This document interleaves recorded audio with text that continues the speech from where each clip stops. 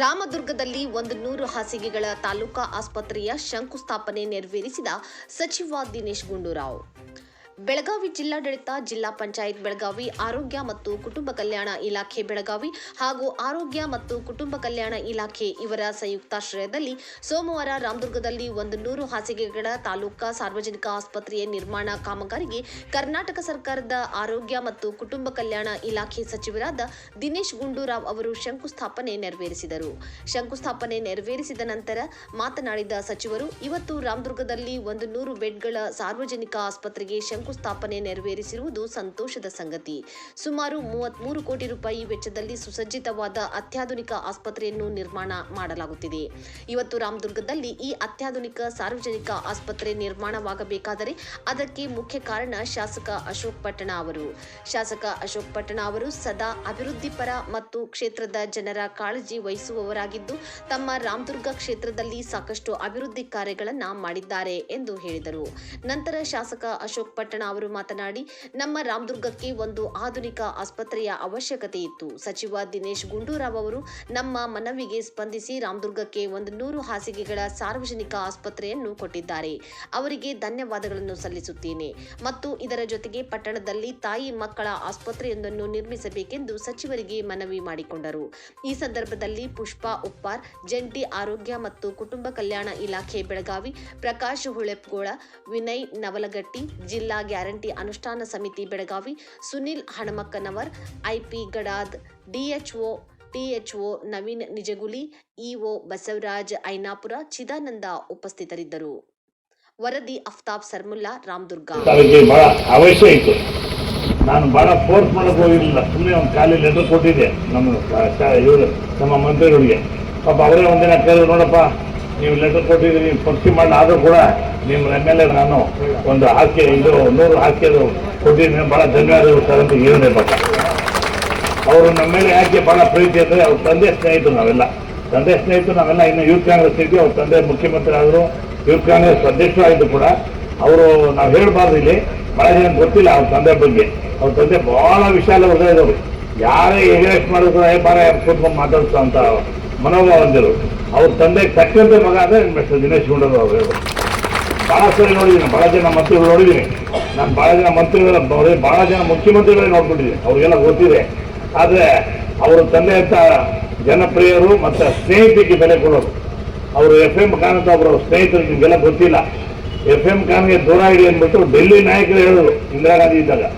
ಅವ್ರು ಹೇಳೋ ಒಂದೇ ಮಾತು, ಬೀಯಿಂಗ್ ಎ ಚೀಫ್ ಮಿನಿಸ್ಟರ್ ಯಾರು ಹೇಳೋರು ಇವತ್ತಿನ ದಿನ, ನಾನು ಮುಖ್ಯಮಂತ್ರಿ ಸ್ಥಾನ ಬಿಡ್ತೀನಿ ಹೊರತಾಗಿ ನಾನು FM ಖಾನ್ ಸ್ನೇಹಿತ ಬಿಡೋಲ್ಲ ಅಂತ ಹೇಳೋದು. ಆ ಥರ ಸ್ನೇಹಿತ ಅಂದರೆ ಆ ಥರ ಅಂಥವ್ರು ಮಗನಾಗಿ ಹುಟ್ಟಿ ಇವತ್ತಿನ ದಿನ ಆರೋಗ್ಯ ಮಂತ್ರಿ ಆಗಿದ್ದಾರೆ, ಕಾಂಗ್ರೆಸ್ ಅಧ್ಯಕ್ಷರಾಗಿದ್ದರು. ನಮಗೆ ಕಾಂಗ್ರೆಸ್ಸಿನ ಭಾಳ ಹಿರಿಯ ಮುಖಂಡರು. ಪಾಪ ಭಾಳ ಚೆನ್ನಾಗಿ ಬಡವರ ಬಗ್ಗೆ ಸ್ಪಂದನೆ ಮಾಡ್ತಾರೆ. ಎಲ್ಲ ಕಡೆ ಯಾರೇ ಹೋಗ್ಲಿ ಕೂಡ ಅವ್ರ ಆಫೀಸ್ ಹತ್ರ ಹೋಗಿ 100 ಜನ ಇರ್ತಾರೆ. ಕೆಲವು ಮಿನಿಸ್ಟರ್ ಹತ್ರ ಯಾರು ಕೇಳೋರಂತ ಕೇಳಿಲ್ಲ, ಅವ್ರ PAಗಳು ಇರ್ತಾರಲ್ಲ ಗೊತ್ತಿಲ್ಲ. ನಮ್ಮ ದಿನೇಶ್ ಗುಂಡೂರಾವ್ ಸಾಹೇಬ್ರ ಹತ್ರ 100 ಜನ ಕಾರ್ಯಕರ್ತರು ಎಲ್ಲರೂ ಬರ್ತಾರಲ್ಲ. ಯಾಕೆಂದ್ರೆ ಅವ್ರು ಯೂತ್ ಕಾಂಗ್ರೆಸ್ ಅಧ್ಯಕ್ಷ ಆಗಿದ್ರು, ಮೈನ್ ಕಾಂಗ್ರೆಸ್ ಅಧ್ಯಕ್ಷ ಆಗಿದ್ರು. ಯೂತ್ ಕಾಂಗ್ರೆಸ್ ಅಧ್ಯಕ್ಷರಾದ ತೋಟ ರಾಜ್ಯಾದ್ಯಂತ ಬೇಕಾದಷ್ಟು ಅವರು ಟೂರ್ ಮಾಡಿ ಎಲ್ಲ ಕಾರ್ಯಕರ್ತರಿಗೆ ಅವರು ಬೆಂಬಲಿಸಿ ಪಕ್ಷನ ಸಂಘಟಿಸಿದ್ದಾರೆ. ಹಾಗಾಗಿ ಅವ್ರಿಗೆ ಎಲ್ಲ ಕಡೆ ಕರ್ನಾಟಕ ಎಲ್ಲ ಕಾಂಟ್ಯಾಕ್ಟ್ ಇದೆ, ಭಾಳ ಜನಕ್ಕೆ ಬಡವರಿಗೆ ಹೆಲ್ಪ್ ಮಾಡ್ತಾರೆ. ಆದ್ದರಿಂದ ನಮ್ದು ಒಂದೇ ಒಂದು ಮನವಿ ಏನಿದೆ, ಈಗ ಹೇಳಿದ್ದೆ ನಾನು, ದಿನೇಶ್ ಅವರು ಹೇಳಿದ್ದೆ, ಒಂದು ಮಕ್ಕಳದ್ದು ಒಂದು ಆಸ್ಪತ್ರೆ ಇದೆ. ಈ ಆಸ್ಪತ್ರೆ ಕಟ್ಟಿದ ಮೇಲೆ ಆ ಹಳೆ ಬಿಲ್ಡಿಂಗ್ ಹೊಡೆದಾಕಿ ಅಲ್ಲೊಂದು ಮಕ್ಕಳದು ತಾಯಿ ಮಕ್ಕಳದ್ದು ಒಂದು ಹಾಸ್ಪಿಟ್ಲ್ ಅಂತ ಒಂದು ಆಗುತ್ತೆ, ಅದೊಂದು ಕೊಡಬೇಕು ಅಂತ ಹೇಳಿ ನಾನು ಮನವಿ ಮಾಡ್ಕೊತಾ ಇದ್ದೀನಿ. ಮತ್ತು ಕೆಲವು ಕಡೆ ಏನಾಗಿದೆ, ಕೌನ್ಸಿಲಿಂಗ್ ಮಾಡ್ತಾ ಇದ್ದೀವಿ ನಮ್ಮ ಡಿಪಾರ್ಟ್ಮೆಂಟ್, ನಾವು ಸ್ವಲ್ಪ ಇದ್ದೀವಿ. ಲಾಸ್ಟ್ ಟೈಮು ಈ ಕಡೆ ಭಾಳ ಜನ ಒಂದು 50 ಜನ 100 ಜನ ಬಂದಿದ್ದಾರೆ, ಇಲ್ಲೆಲ್ಲ ಆಗಲೇ ಹೊಸಕೋಟೆ ಅವ್ರು ಬಂದಿದ್ದಾರೆ. ಈಗ ತಮಗೊಂದು ಮೆಂಬರ್ ಕೊಡೋಣ ಅಂತ ಅಲ್ಲಿ ಭಾಳ ಚೆನ್ನಾಗಿ ಕೆಲಸ ಮಾಡ್ತಾರೆ ಡಾಕ್ಟರ್. ಕೌನ್ಸಿಲಿಂಗ್ ಹೊರಟೋಗ್ಬಿಡ್ತಾರೆ. ಇವತ್ತು ಇಲ್ಲಿ ಒಂದು ಒಳ್ಳೆಯ ಶುಭ ಸಂದರ್ಭದಲ್ಲಿ ನಾವೆಲ್ಲ ಸೇರಿದ್ದೀವಿ. ಈ ಒಂದು ಆಸ್ಪತ್ರೆಯ ಒಂದು ಹೊಸ ಆಧುನಿಕವಾದಂಥ 100 ಬೆಡ್ಡಿನ ಆಸ್ಪತ್ರೆಯ ಶಂಕುಸ್ಥಾಪನೆ ಇವತ್ತು ಆಗ್ತಾ ಇರುವಂಥದ್ದು ನಿಜವಾಗ್ಲೂ ಇದು ಒಂದು ಬಹಳ ಸಂತೋಷದ ವಿಷಯ ಅಂತ ಹೇಳೋದಕ್ಕೆ ನಾನು ಬಯಸ್ತಾ ಇದ್ದೇನೆ. ನಾನು ಹಿಂದೆ ಒಮ್ಮೆ ಇಲ್ಲಿಗೆ ಬಂದಿದ್ದಾಗ ಅವಾಗ ಸ್ಥಳ ಪರಿಶೀಲನೆ ಮಾಡಿ ನಾನು ಮತ್ತು ನಮ್ಮ ಅಶೋಕ್ ಪಟ್ಟಣ್ ಅವರೆಲ್ಲ ಹೋಗಿದ್ದು. ತದನಂತರ ಈ ಆಸ್ಪತ್ರೆಯನ್ನು ಯಾವ ರೀತಿ ನಿರ್ಮಾಣ ಆಗಬೇಕು ಅಂತ ಸ್ವಲ್ಪ ಎಲ್ಲ ಚರ್ಚೆಗಳು ಆಗ್ತಾ ಇತ್ತು. ಇರುವಂತ ಆಸ್ಪತ್ರೆಯನ್ನೇ ಸ್ವಲ್ಪ ತಗರಾಕಿ ಅಲ್ಲೇ ಮಾಡೋಣ ಅಂತ ಎಲ್ಲ ಚರ್ಚೆ ನಡೆದಿತ್ತು.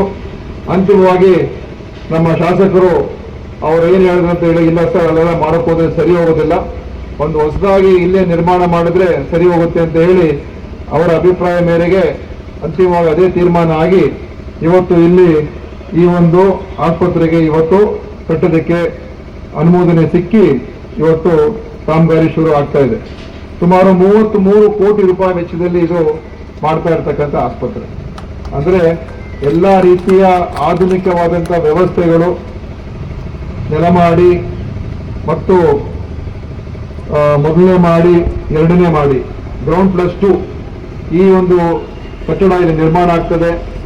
ಎಲ್ಲ ಓಟಿಗಳು, ಆಮೇಲೆ ವೈದ್ಯರಿಗೆ, ನರ್ಸ್ಗಳಿಗೆ, ಸಿಬ್ಬಂದಿ ಅವರಿಗೆ ಕೊಠಡಿಗಳು, ಶೌಚಾಲಯಗಳು, ಓಟಿ, ICU ಮತ್ತು ಬೇರೆ ಬೇರೆ ಏನೇನು ಅಗತ್ಯ ಇರುವಂತ ಎಲ್ಲ ಒಂದು ಹೊಸ ಒಳ್ಳೆ ಆಸ್ಪತ್ರೆಗೆ ಅಗತ್ಯ ಇರುವಂಥದ್ದು ಏನೇನು ಬೇಕಾಗಿದೆ ಎಲ್ಲವನ್ನು ಕೂಡ ಒಂದೇ ಕಟ್ಟಡದಲ್ಲಿ ಕೊಡ್ತಕ್ಕಂಥದಕ್ಕೆ ಸಾಧ್ಯ ಆಗ್ತದೆ.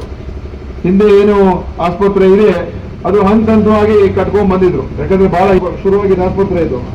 ಪ್ರಥಮವಾಗಿ ಕಟ್ಟಿರ್ತಕ್ಕಂಥದ್ದು ಬಹುಶಃ ಬ್ರಿಟಿಷ್ ಕಾಲದಲ್ಲಿ. ಅದನ್ನ ಮುಂದೆ ಅದಿದೆ, ಅದರ ಹಿಂದೆ ಇನ್ ಸ್ವಲ್ಪ ಕಟ್ಟಿದ್ರು, ಮತ್ತೆ ಇನ್ ಸ್ವಲ್ಪ ಕಟ್ಟಿದ್ರು. ಸೊ ಅದರಿಂದ ಅದು ಒಂದು ರೀತಿ ಹಂತ ಹಂತವಾಗಿ ಕಟ್ಟಿರೋದ್ರಿಂದ ವೈಜ್ಞಾನಿಕವಾಗಿ ಕೂಡ ಇಲ್ಲ.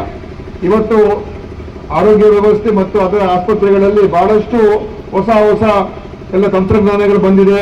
ಸ್ವಚ್ಛತೆ ಯಾವ ರೀತಿ ಕಾಪಾಡಬೇಕು, ಯಾವ ರೀತಿಯಾಗಿ ಎಲ್ಲ ನಾವು ನಮ್ಮ ಎಕ್ವಿಪ್ಮೆಂಟ್ಗಳನ್ನು ಇಟ್ಕೋಬೇಕು, ಕೊಠಡಿಗಳು ಯಾವ ರೀತಿ ಇರಬೇಕು, OT ಯಾವ ರೀತಿ ಇರಬೇಕು, ಎಲ್ಲವೂ ಕೂಡ ಅನೇಕ ಹೊಸ ಮಾರ್ಗಗಳು ಬಂದಿದೆ. ಅದರಿಂದ ಇವತ್ತು ನಾವು ಇಲ್ಲಿಗೆ ಒಂದು ಆಧುನಿಕವಾದಂಥ ಆಸ್ಪತ್ರೆ ಕೊಡೋ ಮುಖಾಂತರ ಖಂಡಿತವಾಗಿಯೂ ಆ ಎಲ್ಲ ವ್ಯವಸ್ಥೆಗಳನ್ನ ಸೇರಿಸಿ ಇದು ಮಾಡೋದಕ್ಕೆ ಸಾಧ್ಯ ಆಗ್ತದೆ. ಇದಕ್ಕೆ ಈ ಆಸ್ಪತ್ರೆ ಬರೋದಕ್ಕೆ ಮುಖ್ಯ ಕಾರಣ ಇಲ್ಲಿಯ ಶಾಸಕರು ಸನ್ಮಾನ್ಯ ಅಶೋಕ್ ಅವರು ಅಂತ ಹೇಳೋದಕ್ಕೆ ಬಯಸ್ತಾ ಇದ್ದೀನಿ. ಅವರ ಒಂದು ಈ ಕ್ಷೇತ್ರದ ಅಭಿವೃದ್ಧಿ ಬಗ್ಗೆ ಇರುವಂತ ಕಾಳಜಿ ಮತ್ತು ಅವರಿಗೆ ಅವರ ಕಾಲದಲ್ಲಿ ಏನೇನು ಅಭಿವೃದ್ಧಿ ಕಾಮಗಾರಿಗಳು ತಗೊಂಡ್ಬರಕ್ಕೆ ಸಾಧ್ಯ ಆಗುತ್ತೆ ಈ ಒಂದು ಕ್ಷೇತ್ರಕ್ಕೆ, ಅವರದೆಲ್ಲವನ್ನು ಕೂಡ ಇಲ್ಲಿಗೆ ತಗೊಂಡು ಬರ್ತಾ ಇದ್ದಾರೆ. ಯಾಕೆ ಅಂತ ಹೇಳಿದ್ರೆ ಅವರು ಬಹಳ ಸೀನಿಯರ್ ಇದ್ದಾರೆ. ಯಾರು ಮಂತ್ರಿಗಳು ಬಾಗಿಲು ಬೇಕಾದ್ರೆ ಹೊಡೆದು ಆ ಬಾಗಿಲು ಪ್ರವೇಶ ಮಾಡಬಹುದು, ಆ ರೀತಿ ಇರುವಂತವ್ರು. ಯಾರು ಇಲ್ಲ ಅಂತ ಹೇಳಕ್ಕಾಗಲ್ಲ, ಯಾರು ಅವ್ರನ್ನ ನಾವು ತಪ್ಪಾಗೂ ತಿಳ್ಕೊಳ್ಳೋಕ್ಕಾಗಲ್ಲ, ಯಾಕಂದ್ರೆ ಅಷ್ಟು ಸೀನಿಯರ್ ಇದ್ದಾರೆ. ಮತ್ತೆ ಮುಖ್ಯಮಂತ್ರಿಯವರು ಅವರೆಲ್ಲ ಬಹಳ ಅವ್ರಿಗೆ ಹತ್ತಿರದಲ್ಲಿ ಇರ್ತಕ್ಕಂಥವ್ರು. ಸೊ ಯಾವಾಗ ಏನೇ ಕೆಲಸ ಇದ್ರು ಖಂಡಿತ ಅವರಿಗೆ ಮಾಡಿಸುವಂತ ಶಕ್ತಿ ಸಾಮರ್ಥ್ಯ ಇದೆ. ಅದಕ್ಕಿಂತ ಹೆಚ್ಚಾಗಿ ಕಳಕಳಿ ಕಾಳಜಿ ಇದೆ. ನಾವೆಲ್ಲ ಮಾಡಬೇಕು, ನಮ್ಮ ಊರಿಗೆ ಮಾಡಬೇಕು, ನಮ್ಮ ಕ್ಷೇತ್ರಕ್ಕೆ ಮಾಡಬೇಕು ಅಂತ ಅವರ ಕಾಳಜಿ ಇಟ್ಕೊಂಡಿರೋದ್ರಿಂದ ಇವತ್ತು ಈ ತರ ಎಲ್ಲ ಕೆಲಸಗಳು ಆಗೋದಕ್ಕೆ ಸಾಧ್ಯ ಆಗ್ತಾ ಇದೆ.